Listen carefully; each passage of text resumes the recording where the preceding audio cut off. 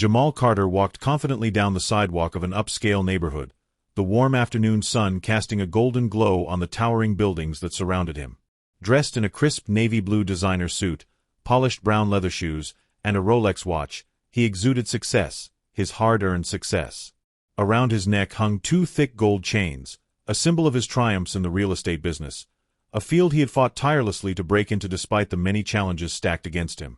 He had just sealed a multi-million-dollar property deal, a defining moment in his career, and to celebrate, he decided to grab a coffee from Café Luxe, an exclusive shop known for catering to wealthy clientele. As he stepped inside, the rich aroma of espresso filled the air, and the quiet hum of conversation surrounded him. He ordered a caramel macchiato, smiled at the barista, and took a moment to breathe in the success he had worked so hard for. Unbeknownst to him, Officer Bradley, a seasoned cop known for his unapologetic racial biases, sat in his squad car across the street. He had been on patrol, looking for anything or anyone that seemed out of place. The moment he spotted Jamal, his eyes narrowed. To him, a black man wearing expensive jewelry in this neighborhood didn't add up. "Drug dealer," he muttered under his breath, gripping the steering wheel tightly as he watched Jamal interact effortlessly with the predominantly white patrons inside the cafe. Bradley had been on the force for years, and while he had never been openly reprimanded for his conduct, he had a history of targeting black men, stopping them under false pretenses, and making their lives a nightmare. As Jamal exited the cafe, sipping his drink, he had no idea that his day was about to take a horrifying turn. The moment he stepped onto the pavement, he heard a sharp, authoritative voice bark, "Hey! Stop right there!" Jamal turned to see Officer Bradley approaching him, hand already on his holster, eyes filled with suspicion. Confused but composed, Jamal raised an eyebrow and took a step back. "Is there a problem, officer?" he asked, keeping his tone polite yet firm. Bradley sneered, looking him up and down. "ID? Now," he demanded. Jamal frowned, glancing around as other pedestrians slowed down to watch. "I don't understand," he said. "What's the issue?" Bradley stepped closer, his presence imposing. "You match the description of a suspect we're looking for. Black male, early 30s, wearing gold chains. Where'd you get those?" He gestured toward Jamal's jewelry with a smirk. The accusation was absurd, and Jamal knew it. "Excuse me," he said, his heartbeat quickening. "I bought them. They're mine." Bradley tilted his head, as if amused. "Sure they are. Step over here." By now, a few onlookers had pulled out their phones, sensing the brewing confrontation. Jamal took a deep breath, refusing to be intimidated. "I'm not doing anything wrong," he said. "I haven't broken any laws." Bradley's patience ran out. Without warning, he lunged forward, grabbing Jamal's wrist, yanking him toward the squad car. "Hands behind your back. Now." The world seemed to spin as Jamal stumbled, his drink spilling onto the pavement. Gasps rang out from the small crowd that had gathered. "Hey! He didn't do anything!" a woman shouted, her phone held high, recording every second. But Bradley didn't care. Jamal was black. That was enough. Jamal barely had time to react before he felt his arms being yanked behind his back with brute force. The cold metal of the handcuffs snapped onto his wrists, the steel biting into his skin as Officer Bradley twisted them tight. "You're making a mistake," Jamal protested, his voice controlled but edged with anger. He wasn't about to let this officer dehumanize him without a fight. But Bradley smirked, his grip tightening on Jamal's arm as he forced him toward the squad car. "You think I don't know a thief when I see one?" the officer sneered. The word sent a shockwave of rage through Jamal's veins. It wasn't just an accusation. It was an insult to everything he had worked for. The onlookers were no longer silent. A small group had gathered, phones out, recording the unfolding injustice. Among them was Aisha Williams, a young woman in her mid-20s, who had seen far too many stories like this on the news. But now, it was happening right in front of her. "He didn't steal anything," she shouted, stepping forward. "You're arresting him because he's black and wearing gold chains." Bradley shot her a look, his face flushing with irritation. "Step back, ma'am. This doesn't concern you." But Aisha wasn't backing down. "Oh, it concerns me. It concerns all of us," she yelled, panning her phone around to capture Jamal's face, his eyes blazing with defiance, and Bradley's smirk of satisfaction. Jamal took a slow, steady breath, reminding himself that he needed to stay calm. "I demand to know what I'm being arrested for," he said, his voice even but filled with controlled fury. Bradley ignored him. Instead, the officer reached for his radio, calling in backup. Suspect apprehended. Possible stolen property in possession. Bringing him in for questioning. Jamal's stomach churned. Stolen property?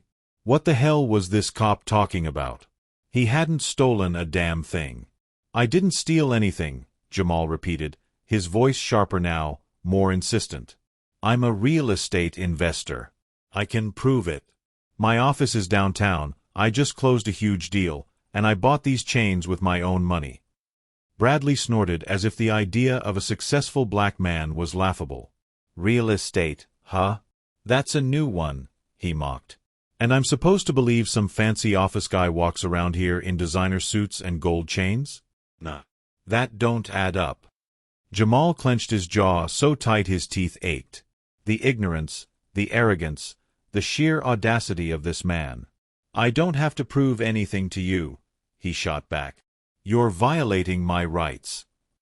That was when Bradley's smirk disappeared, replaced by a more dangerous look, one that sent a cold chill down Jamal's spine. "Oh, you want to talk about rights?" Bradley said, stepping in closer.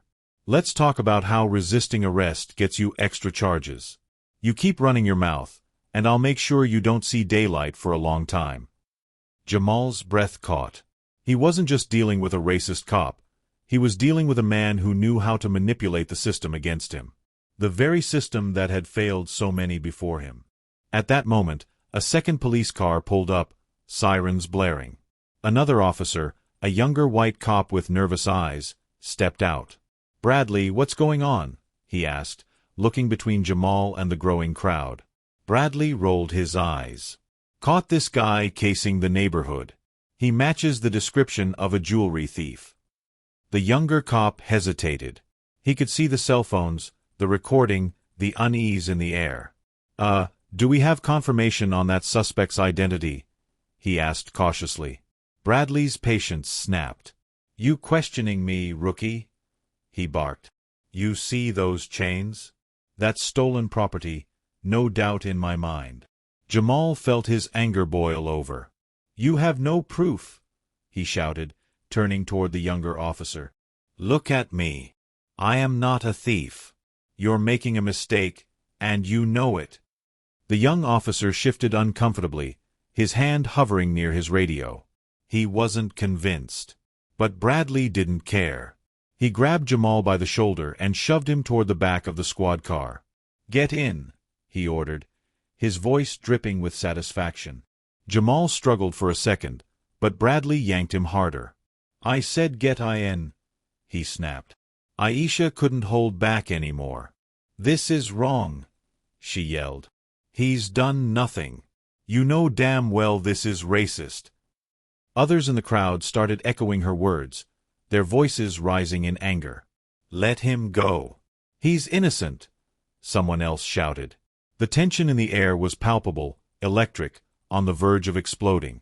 But Bradley wasn't budging. He forced Jamal into the car and slammed the door shut, cutting off his protests. Jamal sat in the back seat, his heart pounding, his mind racing. He had always known stories like this happened. He had seen them on the news, heard about them in barbershops, had long, painful conversations about them with his father. But now, it was happening to him. And he had no idea what was going to happen next. The back seat of the squad car was cramped, the hard plastic seats pressing uncomfortably against Jamal's back. His wrists, still bound in tight metal cuffs, ached from the way Officer Bradley had yanked them behind him. Through the tinted windows, he could still see Aisha and the crowd growing larger outside the coffee shop, their voices muffled yet undeniably angry. Their protests didn't matter to Bradley, who sat in the driver's seat, smug as ever, as he started the engine. "You're making a mistake," Jamal said again, his voice calm but seething. Bradley snorted. "You're the one who made the mistake, buddy," he said, shifting into drive. "Shouldn't have been flashing that stolen ice in the wrong neighborhood." Jamal's fists clenched. He wanted to scream, to fight, to demand his rights, but he knew how this worked. He had seen too many black men lose their lives for resisting, for speaking out, for simply existing in the wrong place at the wrong time. So he took a deep breath, forcing himself to stay composed. The drive to the precinct felt like an eternity. Each turn, each stoplight, each second that passed only deepened Jamal's rage. When they finally arrived, he was dragged out of the car by another officer, a tall, balding man with a permanent scowl. "What's the charge?" he asked Bradley as they walked toward the building. "Possible possession of stolen property," Bradley said with a smirk. "Had a little attitude, too. Gave me trouble." The scowling officer rolled his eyes but didn't question it. He grabbed Jamal by the arm and shoved him inside. The precinct was bustling, officers moving back and forth, people in handcuffs sitting on cold benches, the air thick with the stench of sweat, ink, and coffee. Jamal was led to a booking desk, where a female officer sat typing on a yellowing keyboard, her expression bored and indifferent. "Name?" she asked, barely glancing up. Jamal swallowed his pride and answered. "Jamal Carter." She typed a few more keys. "Charges." Bradley leaned against the counter, crossing his arms. "Pending," he said, smirking. Jamal's stomach turned. Pending. That meant they had nothing on him. They were just going to hold him until they could make something up. The female officer finally looked up, raising an eyebrow. "You brought him in without a charge?" she asked, skeptical. Bradley's smirk faltered for just a second before he waved his hand dismissively. "We'll figure that out soon enough. He fits the description." The officer sighed, muttered something under her breath, and continued typing. "Put him in holding," she said, gesturing toward a hallway lined with metal bars and cold gray walls. Jamal was pushed forward, his shoes scraping against the old tile floor. They weren't even trying to hide what they were doing. They had no evidence, no report, no witnesses tying him to any crime, just a black man in gold chains in the wrong neighborhood. The cell was tiny, barely large enough for the rusted metal bench and the overpowering smell of sweat and urine. The moment the door clanged shut, Jamal sat down, exhaling slowly, trying to process everything. Was this really happening? Was he really going to sit in a jail cell for absolutely nothing? His mind raced. Who could he call? He knew he needed a lawyer, someone to help him fight this before it got worse. He needed to get out. But hours passed, and no one came. No phone call. No explanation. No updates. Jamal sat in silence, his anger festering, turning into something heavier, something deeper. Then, somewhere outside his cell, he heard it, a voice arguing with the officers at the front desk. A voice he recognized. Aisha. She didn't leave, he whispered to himself. She was still fighting for him. Aisha had spent the last few hours uploading the video of Jamal's arrest to social media. The footage showed everything, Bradley stopping him for no reason, shoving him into the car, ignoring the crowd's protests. And it was spreading fast. The moment she saw how quickly the post was gaining traction, she marched straight to the precinct, demanding answers. "Where is he?" she snapped, slamming her hands on the counter. "Where is Jamal Carter?" The officer at the desk, a middle-aged man with tired eyes, looked up. "And you are Aisha Williams, the woman who recorded the whole damn thing." The man hesitated. "Ma'am, Save it," she cut in. "Either you release him now, or you're going to have an entire protest outside this station within the hour." The officer shifted uncomfortably. He wasn't sure if she was bluffing, but he could already hear his phone buzzing with emails, notifications, and calls from journalists. And that wasn't the worst of it. Upstairs in his office, Police Chief Anderson was staring at his own phone, his expression grim. The mayor's office had just called. The video had reached them. And this was about to become a very big problem. Jamal sat in the holding cell, his head resting against the cold, grimy wall, staring at the flickering fluorescent light above him. He had lost track of time, but it felt like hours. His frustration had boiled over into a deep, simmering rage, not just at Officer Bradley, but at the entire corrupt system that let men like him operate unchecked. Then, he heard the sound of footsteps approaching. The metal bars rattled as the cell door swung open. "Carter," a gruff voice called. Jamal didn't move at first. He had no reason to trust that whatever was coming next would be in his favor. Then, he heard another voice, a familiar one. "Jamal, we got you a lawyer." He sat up, his heartbeat quickening. Standing in the dimly lit hallway was Aisha, her arms crossed, her phone still in hand, and beside her, a tall black man in a sharp navy suit. His expression was serious, his posture confident. "Marcus Davis," the man introduced himself. "Civil rights attorney." He glanced at the officer standing next to him. "And if you don't let my client go right now, I'm filing a federal lawsuit before sunrise." Jamal had never been more relieved to see a lawyer in his life. The sergeant behind the desk shifted uncomfortably, clearing his throat. "Look, there's been a misunderstanding," he started, his voice suddenly a lot less aggressive than the officers who had thrown Jamal in a cell hours ago. Marcus narrowed his eyes. "A misunderstanding?" He held up his phone, tapping on the screen to pull up the viral video of Jamal's arrest, now spreading across social media like wildfire. "You mean to tell me my client was stopped, harassed, falsely accused, and arrested, all over a so-called stolen chain, and that was just a misunderstanding?" The sergeant's lips pressed into a thin line. He had no good answer. Behind Marcus, Aisha smirked. "You're trending," she told Jamal. "Nationally." Jamal blinked. "Nationally?" Marcus slid a folder of legal documents onto the desk in front of the sergeant. "My client was arrested without cause, denied his right to an attorney, and unlawfully detained for hours. If you don't release him immediately, this entire precinct is going to have a much bigger problem than a misunderstanding." The sergeant's face turned red. His eyes darted toward the back office, where a tense conversation was happening behind closed doors.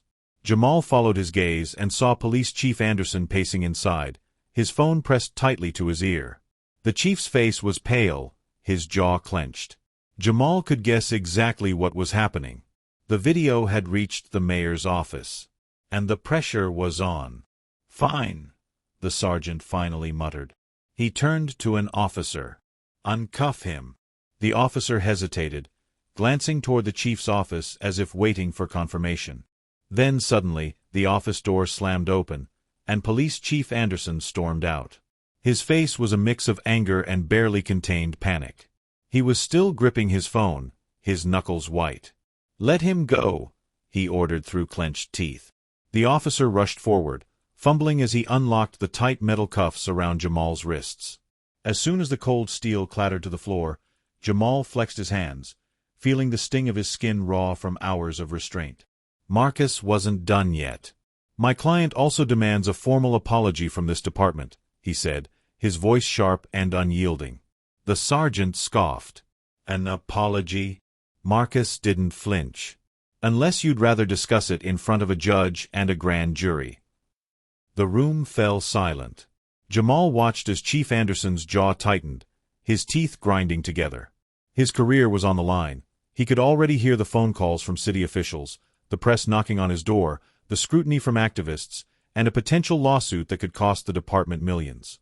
His lips curled into a forced smile. "Mr. Carter," he said stiffly, "I apologize for any inconvenience." Jamal stared at him for a long moment. That was the best they could do. Marcus exhaled through his nose, unimpressed. But before he could say anything, Jamal raised a hand. He looked the chief dead in the eyes. "I don't want your fake apology," Jamal said. His voice was calm but unwavering. "I want justice."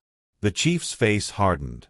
Jamal turned and walked out of the station, feeling the eyes of every officer in the room on his back. Aisha and Marcus followed closely behind. The moment they stepped outside, Jamal was hit with a wave of bright flashing lights and the roar of voices. Reporters. Protesters. Camera crews. The news had arrived. "Mr. Carter!"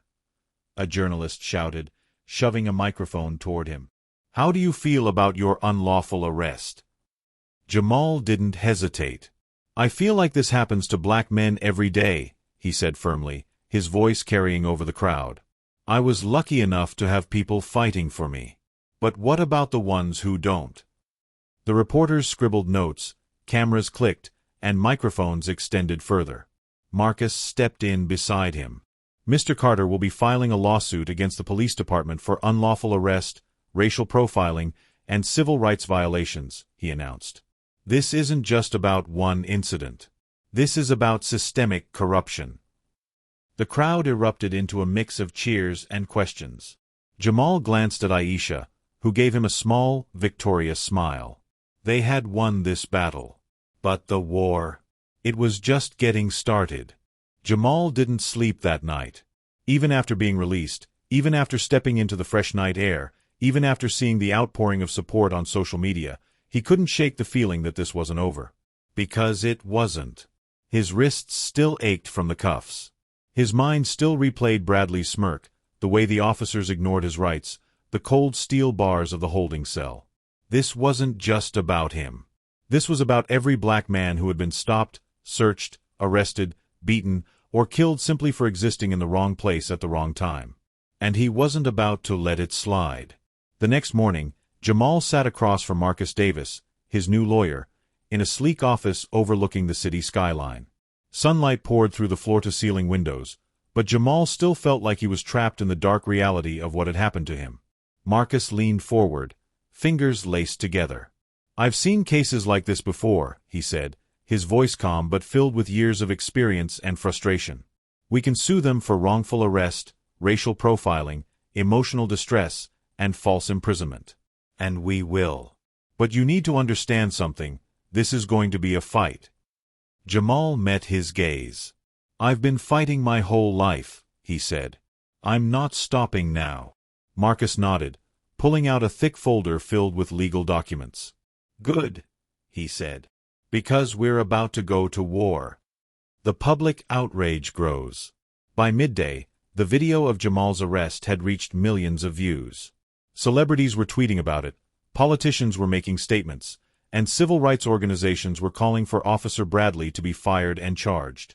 The police department tried to do damage control, releasing a half-hearted statement claiming that they were reviewing the incident. But the public wasn't buying it. Protests erupted outside the precinct. Hundreds of people gathered, holding signs that read, "Justice for Jamal," "End police corruption," and "Bradley must go." The news covered it non-stop, interviewing activists, lawyers, and members of the community. Jamal, despite still reeling from the trauma, showed up. Standing on the steps of City Hall, surrounded by reporters and protesters, he took the microphone. "This isn't just about me," he said, his voice steady but filled with emotion. "This is about a system that has been broken for too long. I was arrested for existing, for being black and successful, for wearing jewelry that I bought with my own money. And if it can happen to me, it can happen to anyone." The crowd roared in agreement. "We demand justice," Jamal continued. "Not just for me, but for every innocent person who has been targeted, humiliated, and brutalized by a system designed to work against us." Cameras flashed, reporters scribbled notes, and the message spread like wildfire. Jamal was no longer just a victim. He was a movement. Officer Bradley faces the heat. Meanwhile, inside the police department, Officer Bradley was feeling the pressure. He had never been questioned before, never been held accountable for the countless times he had done this to other black men. But this time, he had picked the wrong person. The department was crumbling under public scrutiny. The mayor's office had called twice, demanding answers. The chief had been forced to place Bradley on administrative leave, but it wasn't enough. The protests weren't stopping. The lawsuit was moving forward. And then, more victims started speaking out. People from all over the city came forward with their own stories about Officer Bradley, how he had harassed them, profiled them, illegally searched their cars, and fabricated charges against them. The media dug into his record. They found complaints that had been buried, reports of misconduct that were never investigated, and patterns of racial bias that painted a damning picture. Bradley had thought he was untouchable.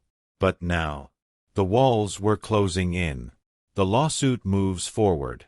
A week after Jamal's release, Marcus Davis officially filed a lawsuit against the police department. The legal papers were stacked inches high, filled with evidence, eyewitness testimonies, and legal claims that could cost the city millions. "We are seeking full accountability," Marcus told the press. "This is not just about one incident. This is about a pattern of injustice that has been ignored for far too long." The city officials panicked. They knew this case wasn't going away. And then, the game changed again. The district attorney announced a criminal investigation into Officer Bradley. Bradley was no longer just suspended. He was facing charges for civil rights violations, falsifying police reports, and unlawful imprisonment. And if found guilty, he could be the one sitting in a cell next. Jamal's decision. Late one evening, after a long day of meetings with Marcus, Jamal sat in his apartment, looking out at the city skyline. He had a choice to make. He could take the settlement money, move on with his life, and leave the fight to the activists and lawyers. Or he could stay in it. Keep pushing. Keep speaking. Keep fighting. His phone buzzed. "Aisha." He answered. "Hey.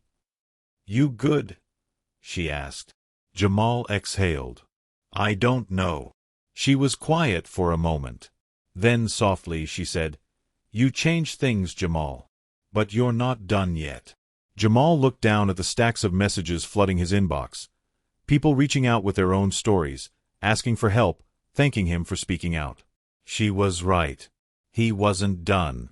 Not even close. Jamal stood in the courtroom, his hands clenched into fists as the judge's gavel struck the desk. The air was thick with tension, reporters scribbling in their notepads, cameras flashing, and the entire city watching. Across the room, Officer Bradley sat stiffly, his once smug expression now replaced with fear and disbelief. The verdict was about to be read. Jamal exhaled slowly, his pulse pounding in his ears. He had spent weeks preparing for this moment. Through protests, legal battles, and relentless media coverage, this was the culmination of his fight for justice. "Will the defendant please rise?" the judge said. Bradley stood, his face pale. The courtroom fell silent. And then, "Guilty." The word rippled through the room like an earthquake. Officer Bradley was convicted on multiple charges, including false imprisonment, civil rights violations, and filing falsified reports. He faced serious jail time, and his career was officially over. A murmur spread through the crowd. Some gasped. Some whispered in disbelief. And then, applause erupted.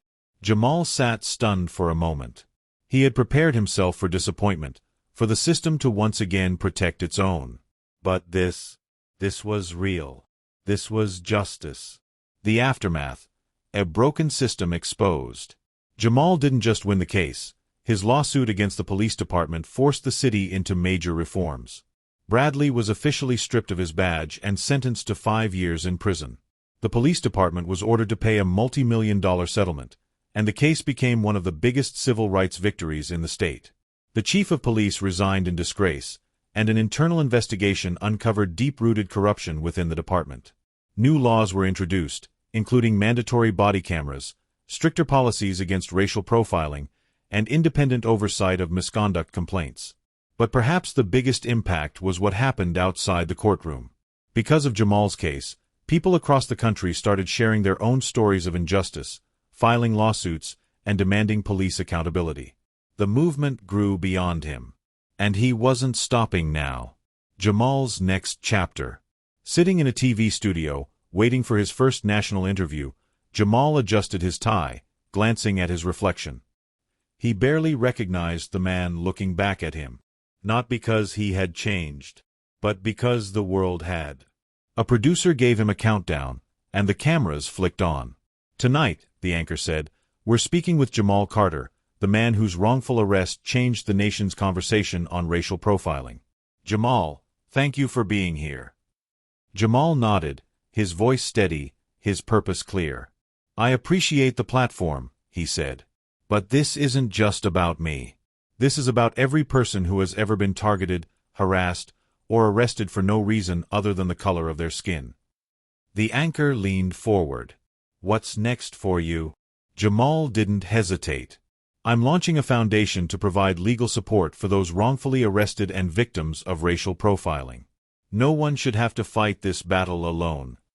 The audience applauded. Jamal sat back, feeling something new settle into his chest. Not just relief. Not just victory. Purpose. And for the first time in weeks, he finally felt free. The final scene, a legacy begins. Months later, on a stage in front of thousands, Jamal stood at a massive rally, his gold chains shining under the stage lights. Behind him, a banner stretched wide, reading, "Justice for All." He gripped the microphone and took a deep breath. "This started with one cop," he said. "But it's bigger than that now. It's about the system that protects them, the laws that enable them, and the people who suffer because of it." He looked out into the crowd, at the people holding signs, chanting for justice, standing together. This was more than a fight. This was a movement. And he was just getting started.